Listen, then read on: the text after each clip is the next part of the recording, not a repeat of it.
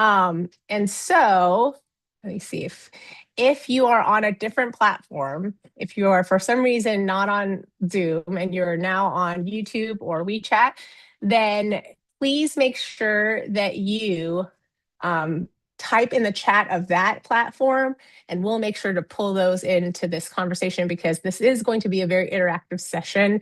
So make sure you have all those things open. And I am very, very honored. These are some really close friends of mine. I have gotten to travel with them multiple times to different countries. And when you travel with someone, you really get close. So so very, very excited that they were willing to get up early, especially Jen on the West Coast. It's like 5 a.m. So thank you, everybody, for joining me. And I'm going to let them introduce themselves. So Jen, take it away. All right. Hi, everyone. My name is Jennifer Hirsch. I oversee international admission at Claremont McKenna College in Southern California. And don't forget, you have to give us a fun fact. You told me, and I did forget. Since it'll be appropriate for the audience, a fun fact about me, I did appear on Shanghai TV. It's been a few years, but I think I can still use it for a couple more. So it was a really fun experience. All right, Mari. Hi, everyone. Good morning, good afternoon, good evening, good night, all the good things. My name is Mari Mutz. I oversee international admission at Colgate University in Hamilton, New York. Fun fact about me, I love planes and airplanes, and I have recently started collecting airplane trading cards from especially Delta flights and plan to give them to my son to have hopefully a wealth in his future with trading cards. But I love tracking airplanes when they go overhead and seeing where they're going and where they're coming from. Where do you get said trading cards? I've never. You ask the pilot. When you're like boarding or when you're deplaning, you say, "Do you have any trading cards?" And then they'll be like, "Oh my gosh, it's like a little secret society." But now all of us here know now about you secret just told society everyone. too. But I'm happy to share that wealth of knowledge with everyone. That is so cool. I want to get some trading cards. Students, when you're flying to the US for college on Delta, get your trading cards. And hello, everyone. My name is Jenna Hill. I'm a Senior Assistant Director of Admission at Wellesley College and one of our international admission officers. And Wellesley's right outside of Boston, Massachusetts. And my fun fact. Fun facts are hard. I biked across the United States from like Oregon or California area to the Boston area on the other coast. It's really fun. I love biking. With friends on a tour, on a race, a relay, like well. It was a small group of friends. There were 4 of us. We did it in about 2 months. It was really fun. Amazing. I did not know that. See, this is why I always ask for fun fact, because even though I've been with people, they'll always throw something out there where I'm like, wait. And again, my name is Gloria. I'm one of the co-founders of Initial View. Today, my fun fact is that I am hosting a bunch of teenagers at my house tonight. My daughter is in 10th grade. She's finishing up her 10th grade year, and they have a little fun club end of year celebration, and I decided to let her host it here. So that's going to be really fun. But I do enjoy hanging out with young people, which is why I do what I do.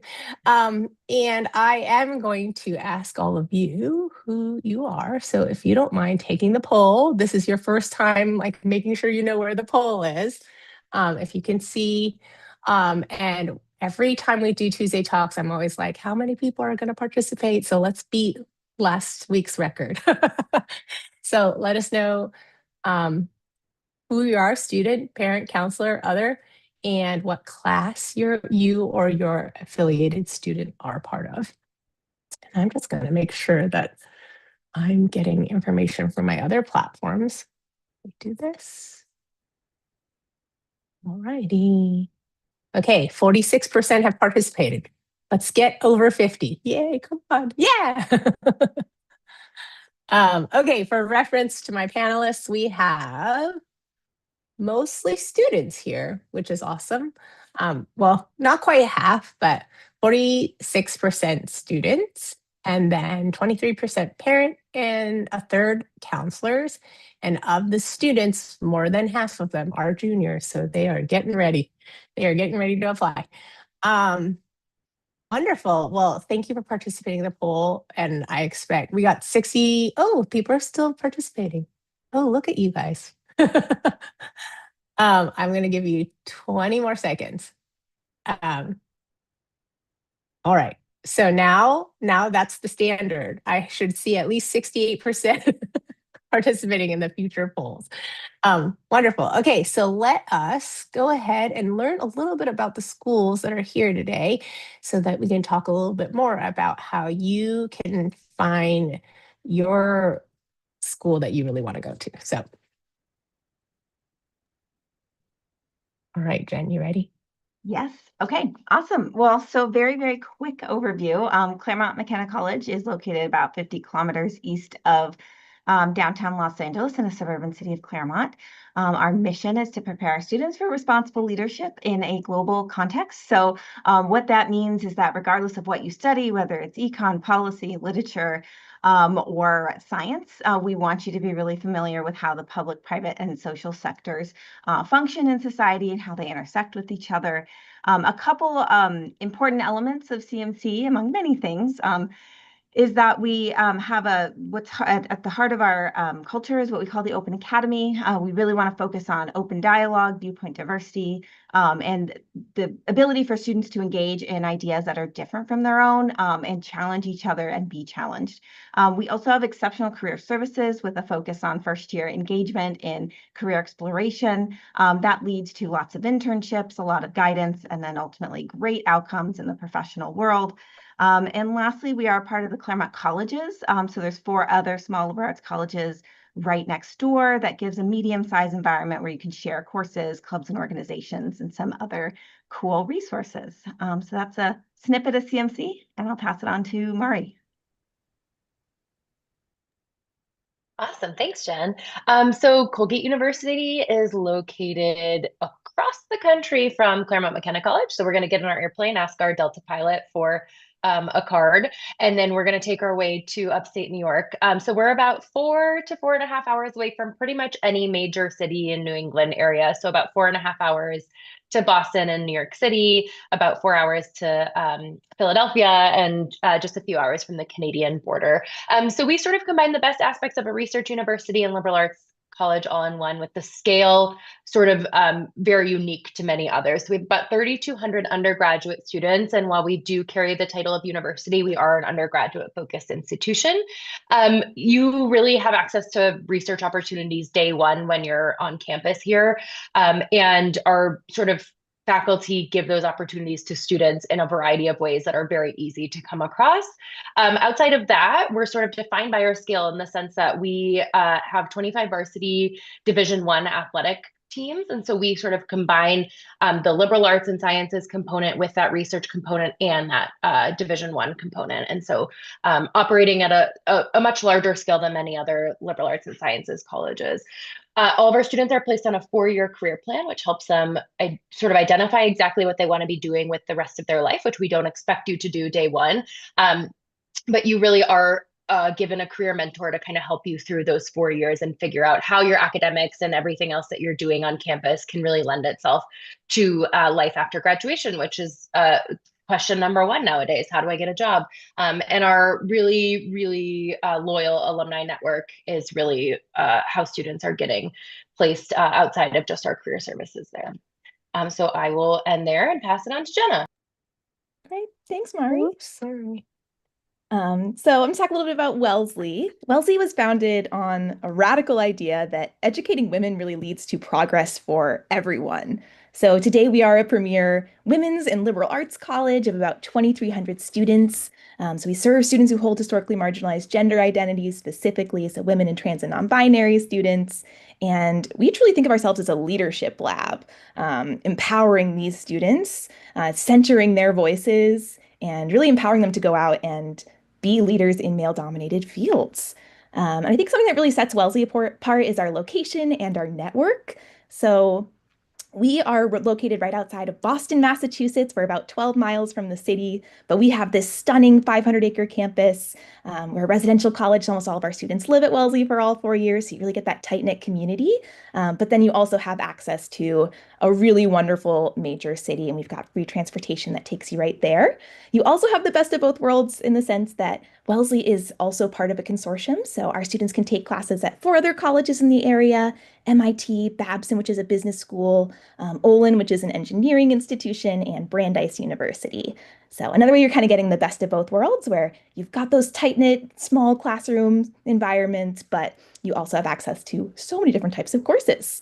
Our community is also really global. Students are joining us from over 50 different countries.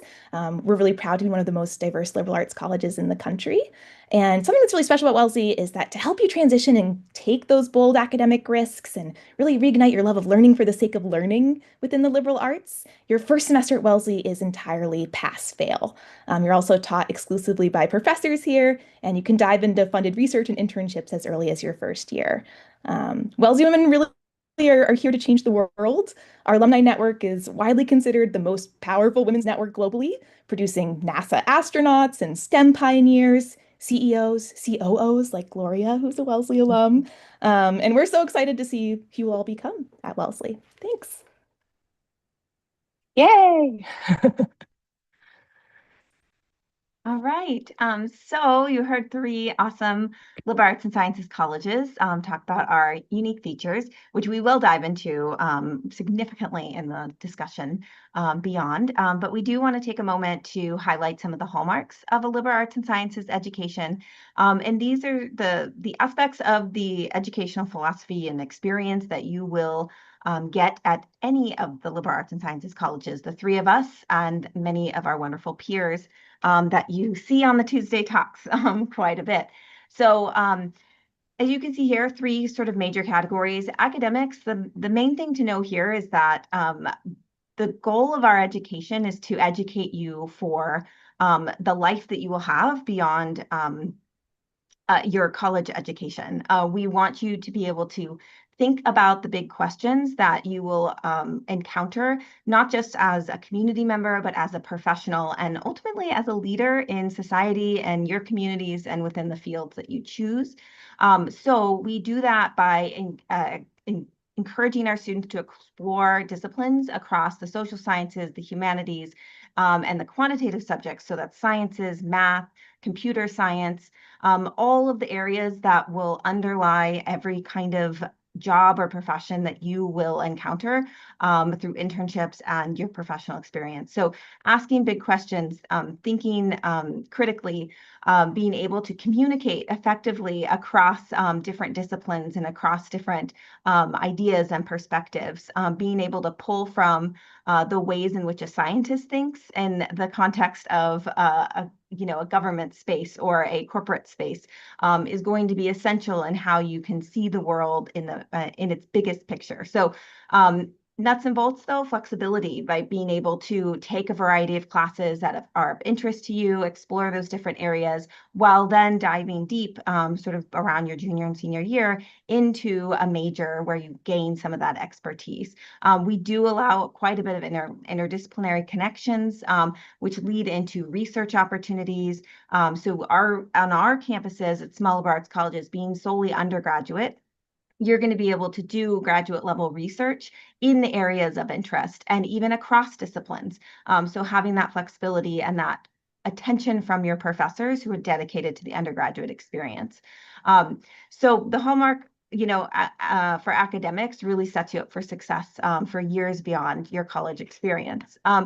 Community and support. We build a community within our environments. We're residential communities, so your life, we care about your life outside of the classroom, as do your faculty. So there's many kinds of departments and resources that allow you to engage with each other, engage with the college community, and explore interests that go beyond the academic space into the co-curricular and the extracurricular space. So many clubs and organizations, ways in which you can connect with your peers who are similar to you, but also have different interests as you. So again, expanding your idea and your understanding of the world around you. those relationships, I think in terms of community relationships is where we like to highlight our biggest strength, not just with your peers, but with your faculty and the staff that work to make your college experience robust and meaningful. And those are relationships that will last with you for a lifetime. My colleagues mentioned alumni networks. All of our colleges welcome alumni back to campus in many capacities, but they continue to feel intensely connected to that college environment and are excited to give back in so many different ways. I think where we're seeing it most highlighted currently is in that professional space. So engaging with current students about their professional interests and how to connect with their learning in their liberal arts and sciences environment to the kinds of jobs they'll take on in the future. So I'll leave it there, but that's what you'll experience broadly at all of our schools. Wonderful. Okay, so here's how the next little time period is going to work. We are going to have you answer some questions because basically you're going to try to build what you imagine your ideal college to be. And so while we're asking these questions, you're going to kind of think about what you're looking for, what you want, and then while these questions are being asked, our friends here are going to tell you a little bit about how their school kind of matches or maybe doesn't match kind of what your ideal situation is. And maybe your ideal situation will start changing and shifting as we talk as well. So while I am getting this first poll ready, could you also make sure that your Q&A box is open? Because while this is happening, I'm sure questions will come up, and we would like to see those questions so that we can maybe answer them right as they're coming, or we know how to kind of fold it into the end. So that would be the best place to ask the questions. The chat is great if you want to give us, we love hearing from you because we like knowing that you're here, but we might lose the question if it's in the chat. So make sure you have your Q&A box open. And if you're on WeChat or YouTube, you can send your question in that chat and I'll be monitoring that. All right, so the first question we have here today is in one word. What do you most want from your college experience? So just one word, and you can, while people are answering, some people are answering, so that's great. While people are answering, I'm putting my colleagues on the spot. How do you think you would have answered that as a 17 or 18-year-old? What do you most want from your college experience? And then did that change?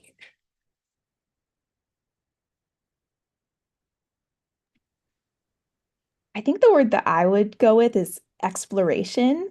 When I was applying to college, I think I knew that I wanted a liberal arts school in part because I didn't know what I wanted to do yet. I had a lot of different academic interests, and there were types of courses that I was really excited to take that I didn't have access to in high school. And so I wanted to go to a school that was going to give me that space to try out a lot of different types of coursework and fields of study, and then also to just get involved in new things on campus. Like I learned how to play ultimate frisbee and joined that team, and that's not something that I'd ever done before college. So that opportunity to explore.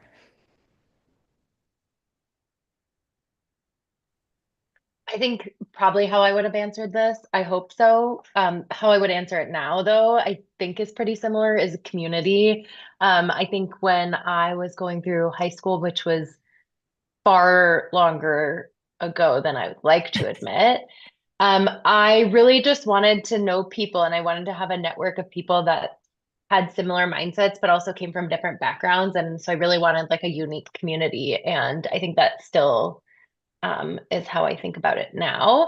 I will be honest, I wasn't thinking as much about the academic piece of it when I was in high school because I just wanted to make friends and have fun. And then the academic piece of it fell into place because because I liked the community aspect, and that translated not just in the social space on campus, but into the academic space as well. I definitely have a similar inclination as Mari, but the word that came to mind was a little less sophisticated, just purely fun. I was just really inclined to have fun. And that's sort of what drove a bit of my initial search. And as I got deeper, though, I will say that as I was making my final decision, a sense of home. And I think probably a better word is community. So just building a bit off of Mari, but yeah, I wasn't quite as focused on the academic piece either. So just a place that felt comfortable and engaging.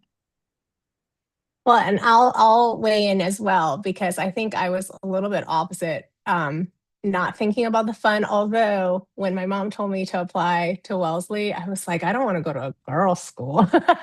I did actually say that, and I ended up there. But I actually was looking very much specifically at academics, and I was looking for, I thought I wanted to major in economics. I was very kind of like narrow-minded in that, in the sense of thinking I wanted econ. So I was looking for econ. And if I could go back, I would not be so focused that way. I mean, I ended up at the right place, but I switched majors very quickly.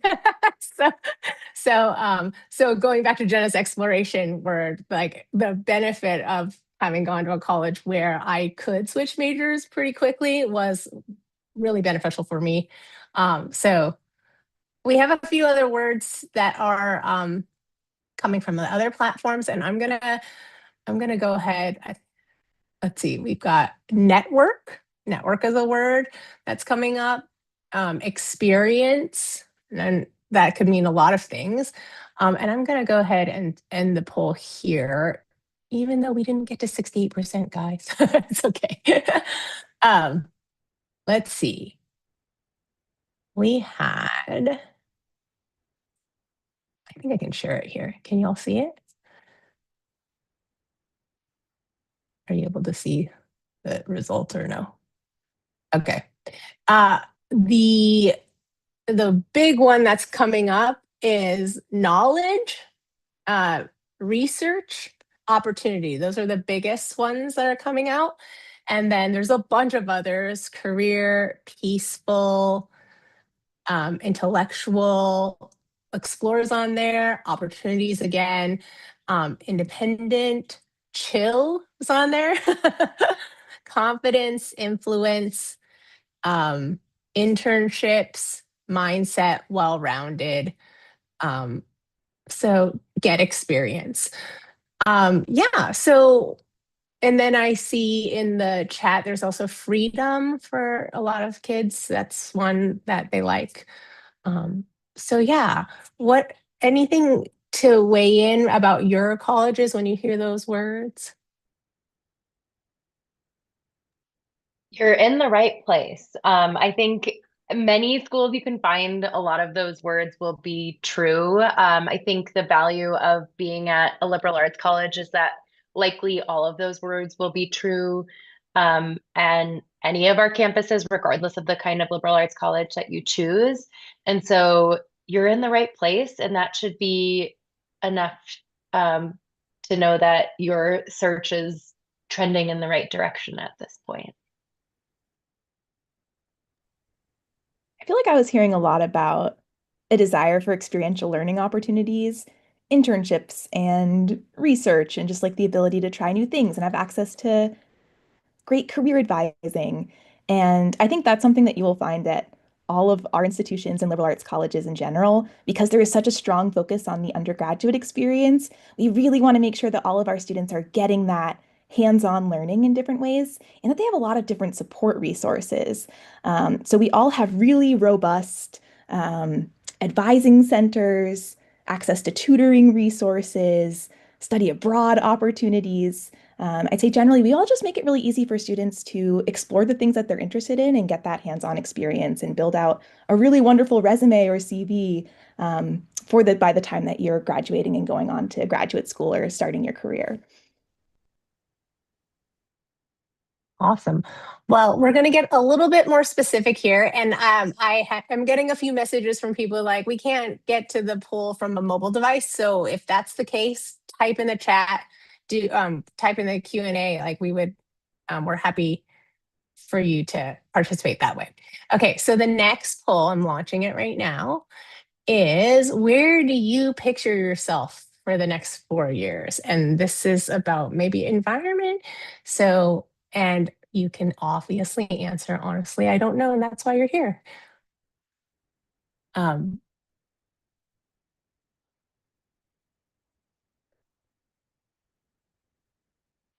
and while we're waiting, there is a great question from uh, the last little poll. Somebody said, I kind of assume that exploration and exposure lots of perspectives mainly come from large universities. So how do smaller liberal arts colleges create that same kind of experience with a smaller community? Great question. Yeah, that's a great question. I will start, and thank you for asking that and for being so candid in what you were thinking about too. I think that's one of the most common misconceptions about some that maybe that you hear the term like small, or that the liberal arts and sciences isn't, it's sort of taken at face value. But I think all of our faculty members at liberal arts and sciences colleges have been educated at very, very, very high levels. They have their terminal degrees in most cases. And the reason why they choose to teach at institutions like ours is that they get access to students who want to do research and who want to advance themselves in a career path and who are interested in learning about their area of study in a deeper way. And they get the opportunity to work with undergraduate students directly in that time of experience and exploration. And so you're competing with fewer people, right? There are no graduate students on campus who get priority over some of these research or career opportunities. These are solely for our undergraduate students. And in many cases, that means, you know, anywhere from 300 to 800 students in the same year as you are. And so that's a far smaller scale with probably the same amount, if not more opportunities, because our alumni are really so dedicated to giving that experience. So it's the faculty component where our faculty are continuing to research and need students to research with them starting day one. It's the alumni piece because they've come from a smaller community and they want to give that same experience back. And then it's the piece about really finding what you want to do in a very dedicated and individualized way that gets our students to the finish line, sometimes in a quicker and more efficient, but also more unique and diverse way than at some of the larger institutions. Just a quick add-on is the ability to change your mind, I think is huge at a liberal arts and sciences college too, to access all the things Mari just talked about. You don't have to know exactly what it is that you want to do or explore when you get to campus. We don't admit by major. That's an important piece. You don't declare a major to the end of your second year, but from day one to beyond graduation, you'll have individual guidance in all those areas that Mari mentioned. And so having the flexibility to move academic departments, to move around clubs and organizations, to totally shift your whole thinking of your college experience from first year to second year, from second year to third year.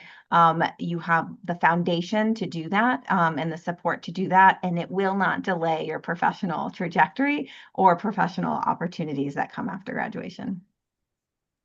The last thing I would quickly add is that our institutions really are privileged to be able to build our community. And we're thinking really critically about bringing in students who do have so many different perspectives. And then we're placing them in these small classrooms where you're having meaningful discussions. You're learning across difference from these students who have very different perspectives from you. Our institutions aren't really places where you can just kind of stay in your comfort zone and with the people who you might already be comfortable with. You're going to have to engage with people who have lived very different lives than you and who are also bringing really different academic perspectives into the classroom. Because we're a liberal arts institution, our students take classes across all disciplines. So maybe you are a STEM student and you're in the social sciences class and you're able to draw connections to your major and bring those meaningful interdisciplinary perspectives into your academics. Amazing. These are great questions. Keep them coming. And I think like a lot of these poll questions, we're just trying to get people to start thinking, but everything we're talking about is all interconnected. So, okay. So from this poll, it's a good split. We've got a third wanting a bustling city, or just outside a major metro. And then 20% are looking for that small college town. 60% like that suburban setting with easy access to city. And there's about 17% who don't know yet. And that's totally good. Great. what is it? There's a question here. It's like, what surprised you the most the first time setting foot into liberal arts college? And I think this is like kind of connected when you first, if you're coming from a big city and you're going to a small liberal arts college that might not be in a bustling city, describe what it's like at each of your institutions, maybe the visual. I'm going to jump in really quick because I think I'm the only one that did not actually attend as a student a liberal arts and sciences college. So my first experience was as a staff member in the admission office and setting foot from a native Southern Californian to a small liberal arts and science college in the middle of Iowa. So rural as one could get, and as different from what I had grown up in. And I will say, even as a staff person, that was probably the most foundational 4 years of my life at the Grinnell College in Iowa. So I'll shout out another one of our liberal arts and colleges friends. So quick, like, what was that for me? It was realizing the connectivity. Like, I got to see, and even as a staff member, I got to live it. Like, I'm still friends with staff members and my colleagues that I met there, and I'm still connected with Grinnell graduates that I worked with as a staff person there. And this has been 12 years past my time even working there. So that sense of community really it's so hard to describe, but it exists and it's so unique. A second part to my answer kind of aligns with CMC is I think CMC is my third liberal arts college working at. And so by the time I became integrated at CMC, really being able to see the foundational similarities of a liberal arts and sciences colleges. So all three of them I could describe in a basic level very similarly, but also what opened my eyes at CMC was how fundamentally different the communities actually are. And so Jenna, you mentioned it, and how we build our communities, being a part of crafting a community within the context of a unique institution's mission and values. So CMC has highlighted for me how a group of 1,300 students can come together over some very distinctly shared values that don't sound all that distinct in general terms, but they really do kind of highlight how students come together over things that are that kind of drive them, that lead them, their leading sense of values, and how different it is. Because being a part of a consortium, it is so drastically different than the four other schools. And most students within the Claremont colleges love the Claremont colleges, but would not want to actually be a student fully at the school next door. They like having them there as friends, but like they don't want to be fully part of it. And so that love and commitment to each individual institution is quite inspiring.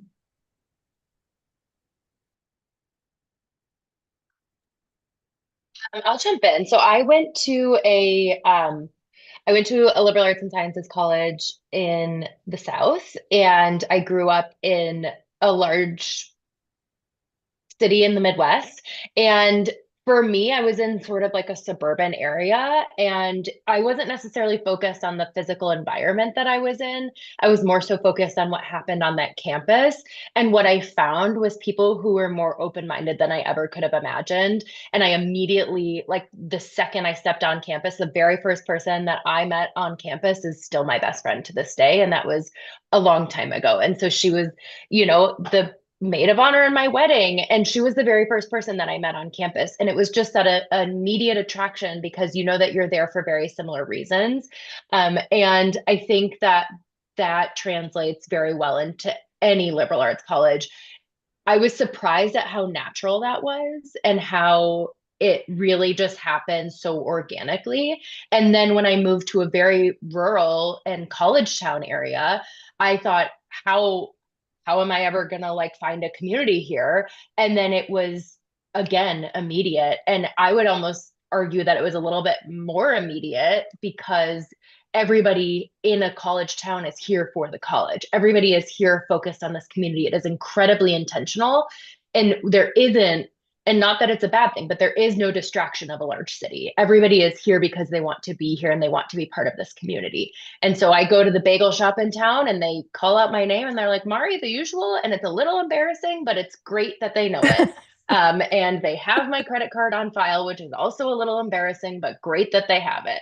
And I think that's just the value of being in a small town, that you feel really, really safe and protected, and people know who you are. And I see my son's daycare teacher at the coffee shop, and we have a little chat in the morning before I go and drop him off, and she goes to see him then. And there's just something really meaningful about people knowing who you are and having your back, and everybody being so focused on such a small town and small community where you can feel the spirit in such a different way than maybe a larger city in that sense.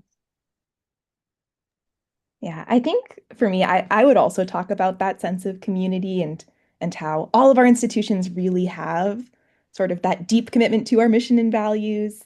And I think for me, I went to another historically women's college. And so I think one of those unique values that we were really focused on is empowerment. And it was just amazing to me to take my first classes at a women's college and see just how different that experience was for me than it had been in high school. I remember like in high school, I was one of maybe three girls in the most advanced math class that they offered in my school. And I didn't have a great time in that class. I didn't feel like that like my thoughts were as valued, or I didn't always feel that comfortable raising my hand if I wasn't sure of the answer. Um, and coming into my first math class in college, it was just a completely different experience. I felt so supported by my peers. I felt like it was a great space where I could just take risks and say what I was thinking, even if I wasn't sure about it yet. Um, and so being in that really just like transformative educational environment where everybody who's there is kind of focused on that same mission of empowering women and students who hold historically marginalized gender identities was just so eye-opening to me. Like that's what a classroom environment or education can be like when it's focused on you. Wonderful. Well, we've already started talking about community, but here's another poll question about the community description that appeals to you most. And so I do want to take a minute and ask the three of you, since there are some differences, right? Like you all have talked about the value of community, but your communities are kind of different and for various reasons. So if you guys could kind of, and you have traveled together, you kind of know each other's institutions, you almost know each other's spiel. so so maybe you could like take a minute and highlight, okay, well, actually at our, we are this type of community. Or maybe a way to kind of frame that question is like, what type of student would thrive in your community? Anyone want to go first? I'll jump in. I usually, as we're traveling together, there's 8 or 9 of us that travel together in some parts, and I mean, Colgate's usually the biggest college in our sort of group of small liberal arts and sciences. So we occupy a very unique space of being a larger small college, which I know for many people, 3,200 students is not large, but in the liberal arts context, it is on the larger end. And then we also have the Division I athletic component of it. And so there's a very high level of school spirit where students are going to games, we're performing on the national stage. And our student athletes are very much scholar athletes. They're graduating at very high rates, but about a third of our student body are recruited varsity athletes. And so it adds a very different level of school spirit. And then the final component of that is that we are in a rural space. And so the community is very much centered, and the focus is very much centered on everything happening directly on campus and in our small town. And there's a very fluid boundary between our campus and the town, and many students actually live on campus that is in town. And so we really do sort of blur the lines between, because we want our students to feel like they're part of the greater Hamilton community. And so I think those are the three aspects that really define us in our differences. And I think students who are interested in having a little bit more of that school spirit and big school vibe in a small school setting really end up fitting in very well here. I think I would describe Wellesley as really like homey and supportive. We're a very small community and it really is so tight knit. Students really care about each other. I think not just as like peers, but as friends and roommates. There is just like such a sense of wanting to lift one another up. And I saw a question in the chat about traditions, and I think there's one that really exemplifies this for Wellesley. Our students call each other sibs, like siblings, like they really think of one another as family. And we have this really beautiful tradition. It's usually like the second week of the fall semester, which is like a beautiful fall weekend. And all of our first year students who've just started college, they put on their best floral outfits. All of our upperclassmen do as well. And then we have this beautiful ceremony in our chapel. The event is called Flower Sunday. And this event is all focused on community and mentorship and how you support those around you. And at the end of it, all of our upperclassmen propose to one of the first year students with flowers, and that person becomes their little. So you've got your big and your little. So you've got like that built-in person who's one of your peers who's going to be there to support you. And then you're going to become that person for the next generation of Wellesley students. Awesome. So for CMC, part of our the way I start describing this starts with our mission statement. Our mission statement has some key identifiers in it. We talk about leadership in our mission statement, and we talk about professions in our mission statement. So I think for CMC students, there's an element of pre-professionalism that I think we wear very much in the forefront of our experience. And so a bit of this kind of blend between like a pre-professional element that you might see at some larger institutions, but in that small school environment. And so in terms of our students, how we describe them is definitely students that are leaning into leadership in many different capacities. We do see that in formal context quite a bit for our students, but depending on context and where students are coming from, leadership comes up in so many different ways. On campus, we also see that in a lot of spaces. So I think that I like to pair the leadership element with the community, with the sense of collaboration. What is special about CMC is it doesn't lend itself to a competitive space, but a very collaborative space, and that there is plenty to go around, and not everyone can be a leader in everything. So there is an abundance of mentor programs from, based in like the international student mentor program. The orientation mentors play a big role in students' lives throughout their 4 years. There's mentorship in the career space. So we have a fair amount of pre-professional clubs and organizations that often are our most common or popular. And so you do see leanings into certain disciplines and professional spaces, and that trickles into the student experience in different ways. Amongst the traditional kinds of clubs and organizations that are truly based on interest as well. But there is a really interesting mix of how the pre-professional element comes into the CMC student life and academic life as well. Great. Well, it does look like it's a happy mix here. So that's always great to see, because you know that there's a good place for different people. And hopefully you heard a little bit from each of these institutions that kind of piqued your interest. Speaking of academics, we touched on them earlier, but there are academics like what we're studying, what is offered, and there's also like how it's being offered. So we're curious, and this poll might be a little difficult. I'm not sure if you're able to see it well. You're supposed to rank which one appeals to you: an open curriculum, a strong distribution requirement or core distribution requirement, pre-professional focus, balance. And these might be for you kind of foreign, like I don't even know what those mean. But we're just talking about appeal. And part of the reason to put these polls again is so that you can start to ask those questions when you're doing your college research of what type of classes am I allowed to take, or what's the format, how does it work? We are seeing, I feel like balance is kind of winning out here as a first priority. Open curriculum. So people kind of like that flexibility, which is why they're really at the right place right now. Let me see. Anyone else have anything to say about? I'm gonna wait a couple more seconds on this poll.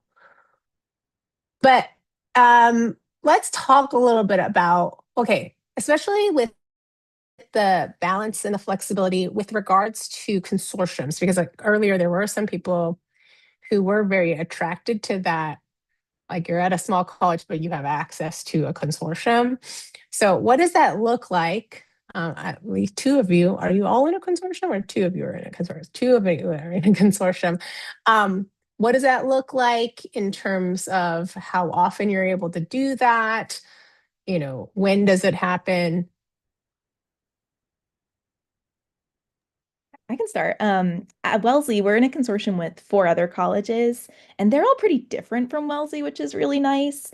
So we've got a partnership with an engineering institution, Olin. So our students are able to do a certificate program in engineering in partnership with that institution, even though that's not something that we have the resources to offer as a small liberal arts college solely with our campus. We're able to kind of draw on those resources.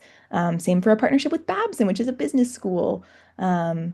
Our students can also take classes at MIT. They can also do research at MIT, which is really nice. And then we also have a partnership with Brandeis University, which is sort of like larger liberal arts type of institution. And so for us, all of our students can take classes at these schools, and then their students can also take classes at Wellesley, which is great because you've got those different perspectives in your classroom right on campus. Our students can start taking classes at other institutions after their first semester here. You can take up to 1 class per semester off campus. It's really easy to look at all of the courses that are available and register for what you're interested in. And we offer transportation between all of our campuses, which I think also makes it pretty easy to take those other courses. We also have cross-campus clubs and organizations. I think a lot of times you'll find that in consortiums. You're able to kind of also build those social connections and networks across different communities and campuses. So we have like an a cappella group that's between 2 of our schools. Our rock climbing club encompasses 3 institutions in our consortium. So it's a really great way to just kind of like have that tight-knit small community on campus, really small class sizes, but then be able to access just like thousands of courses that you might not usually find at a small liberal arts school.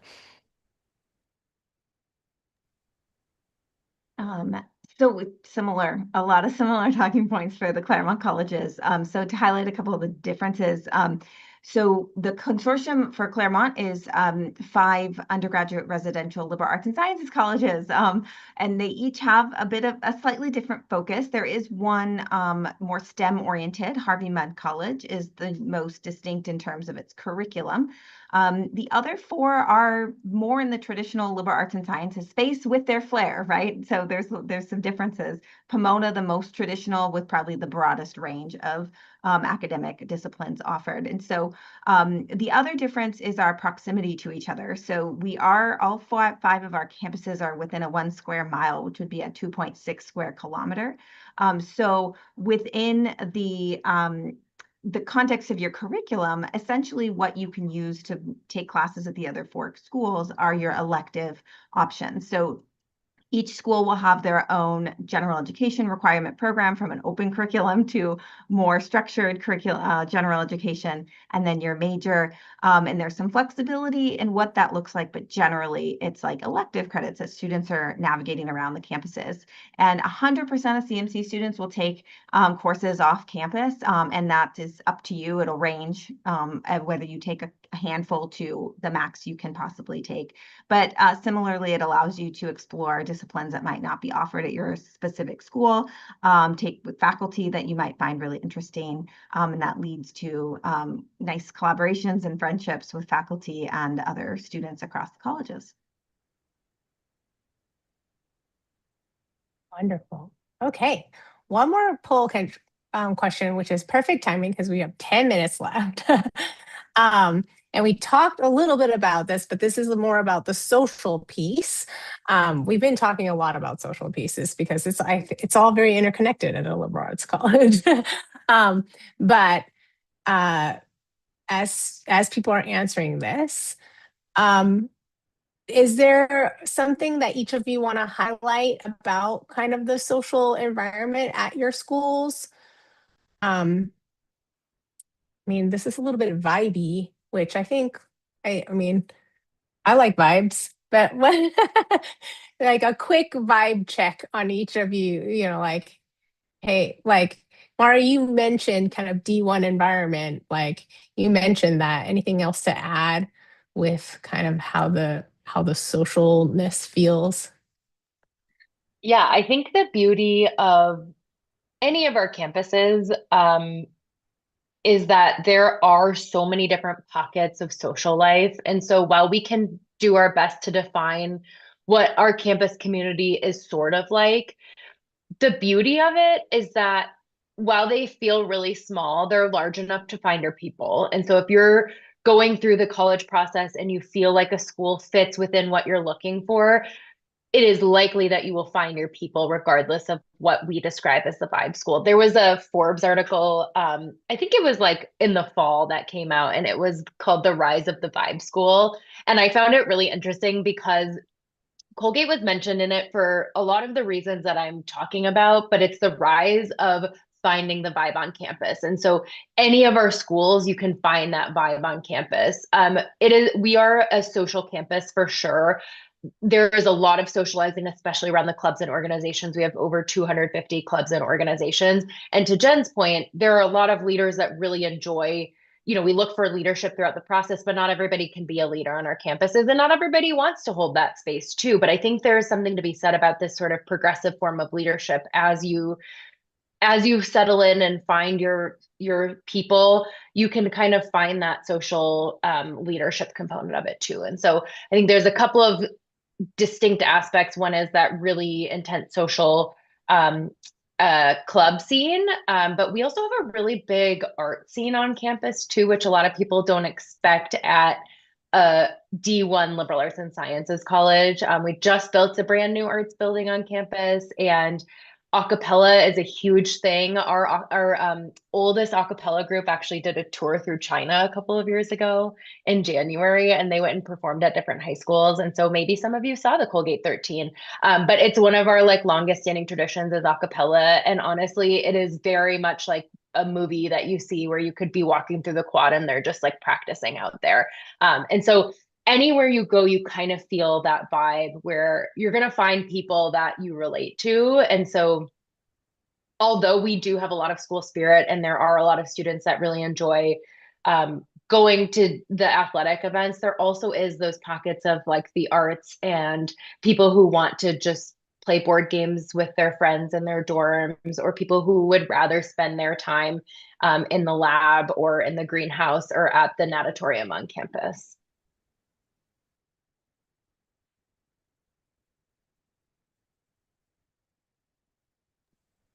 Okay, I'm going to end this poll. We have a lot of people interested in arts and activism and student-led culture. I don't know if any of you want to speak to that. I think that describes Wellesley pretty well. When I was looking at the poll options, I was like, yeah, that's the one I would probably pick for Wellesley. I think we're a very mission-driven institution. Women's colleges, they're pretty niche.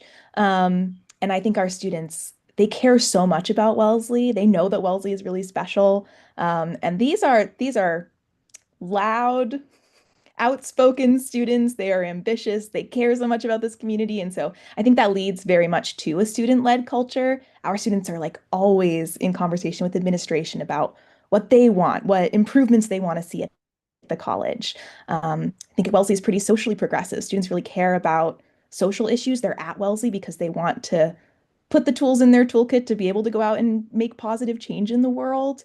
And so I think that comes through a lot in how students engage with each other, and the activism that they're a part of too, both on campus and kind of more broadly in the community.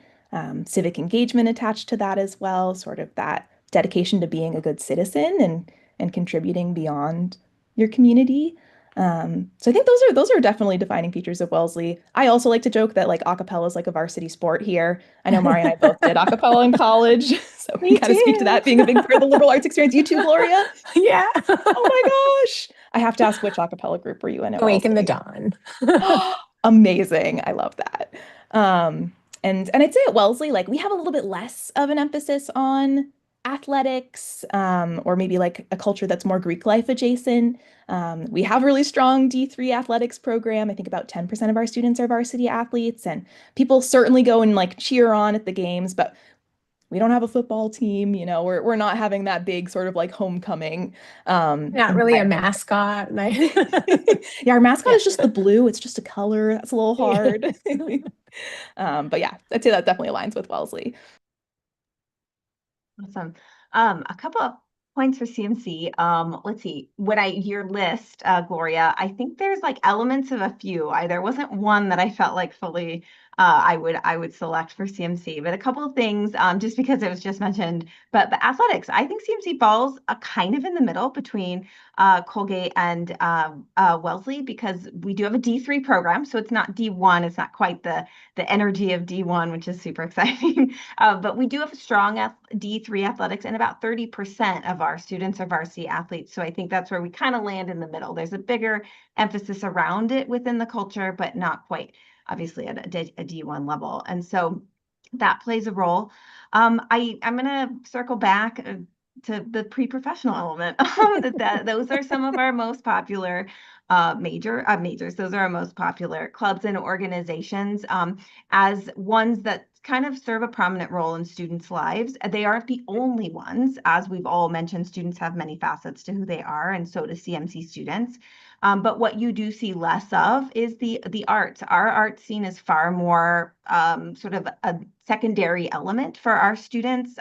Clubs and organizations, it exists. We do have a cappella. They tend to be more dispersed amongst the 5C environment than the like isolated CMC environment. But that I think that idea of like exploring the biggest like issues and social issues that students care about, we see that through more of the research, the sort of internship, the like space, a little less activism, and in terms of like grassroots activism, which we do see in our neighbors in the Claremont colleges. So it's present in the surrounding environment, but our students approach it a little bit more through an organizational, structured sense and approach. One anecdote, we had commencement this weekend, and I ran into an alum who's about 2 years out. And he said the last time he was on campus was in September with the head of HR for his company. And they were recruiting on campus, which was such a special moment for him to be able to come back in that kind of capacity. And he said it was really funny to be sitting in the dining hall, and he has his friends come up and be like, "Oh, hey, Theo, dude," all like social. And they'd be like, "What are you doing?" And he's like, "Well, I'm here with the head of HR at such and such company." And they would just zip right up and be like, "Oh, well, hello, my name is," I can't even do it that well. And so it was that example kind of highlights CMC for me, is this like dual ability, and kind of there's always that like part of them, right, ability to just jump right at the forefront. And so I think that exists. You can learn that, you develop that, but our students lean hard into that. Guys, this has been great. I just organically, you can hear a lot of similarities and yet a lot of distinction.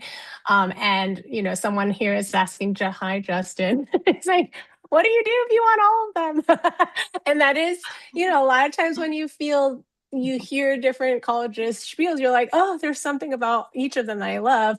And so, this is why we do these Tuesday talks, so you can hear from lots of different colleges and get a sense. For vibes, I recommend, we took some screenshots of a day in my life kind of videos and reels that each of these institutions have.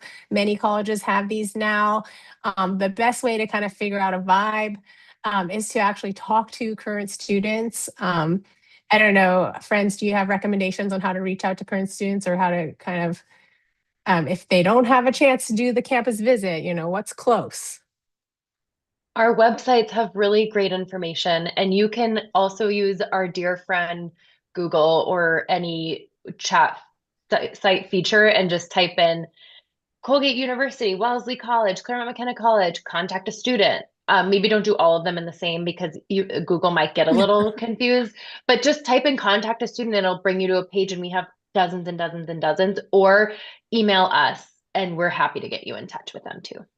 Yeah, we have the emails here. So you can grab those emails if you would like to get more information, or all of these colleagues, they do a lot of connection outside of Tuesday Talks as well. So make sure you reach out. And unfortunately, we don't have any more time. So one last little word of encouragement to especially our juniors as they finish up, as they wrap up their school year. Practice what we're talking to you about now. Find your interests, follow the things that excite you the most and that feel meaningful. It's not about building a resume. The resume comes naturally when you do things you're excited about, and you just feel inclined to keep pursuing those wonderful things. Awesome. Thank you, everybody, for showing up today. Thank you to my wonderful guests for all of your sharing. And we will have a Tuesday Talk, not next week, but the week after, about financial aid. So if you have questions about how to afford your education, please come to that one. All right, friends, have a great night.